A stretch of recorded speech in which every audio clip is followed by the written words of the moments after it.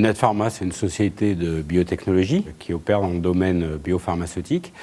Et nous recherchons et développons des candidats médicaments pour le traitement des cancers par une approche nouvelle qui est celle du traitement immunologique des cancers. Donc on s'appuie sur la capacité du système immunitaire à prendre en charge la tumeur. Et c'est une approche qui est maintenant assez largement validée et qui constitue de fait une vraie révolution dans la prise en charge des maladies cancéreuses.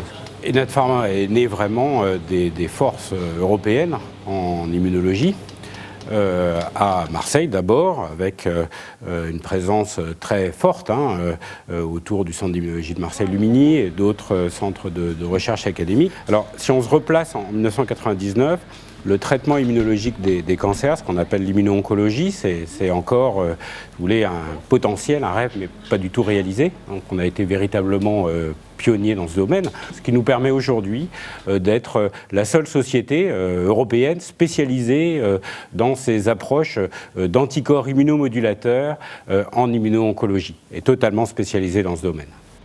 L'impact économique est à la mesure de ce qu'est la révolution de l'immuno-oncologie pour le traitement des cancers.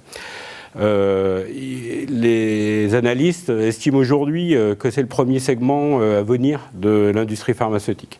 Donc de fait, on a des montants mis en jeu pour le développement qui en font une industrie lourde et on adresse des marchés considérables. On parle pour l'immuno-oncologie de 30 milliards de dollars à un horizon de 2 à 5 ans.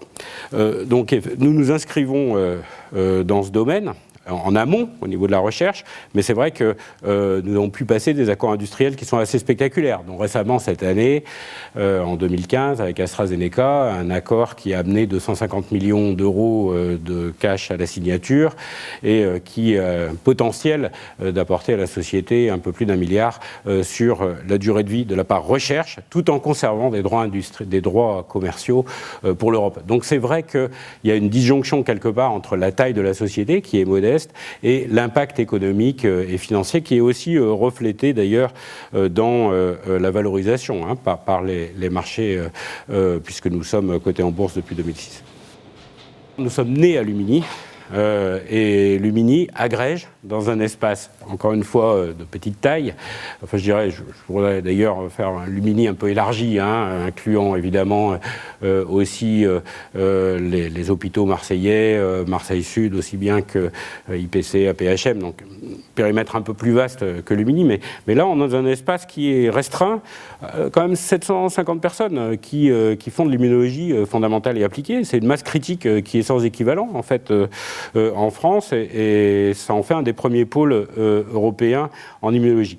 Et surtout, le positionnement stratégique de Lumini au travers de Marseille Immunopole, c'est-à-dire sur l'immunologie, sur l'immuno-oncologie au service de la cancérologie et des maladies inflammatoires, et lui, je pense, extrêmement porteur, extrêmement unique, et avec un potentiel de croissance, d'activité et une compétitivité du point de vue à la fois scientifique, industriel et économique qui est remarquable.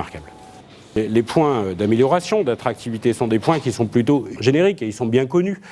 C'est des aspects notamment de transport et de petite accessibilité. En tant que société internationale, on sait bien la difficulté que c'est de joindre Lumini et l'aéroport. Donc là, on a des vrais sujets métropolitains ou départementaux, enfin, quelle que soit l'échelle sous laquelle on les regarde. Et puis je crois on a aussi des éléments de travail sur l'attractivité des personnes.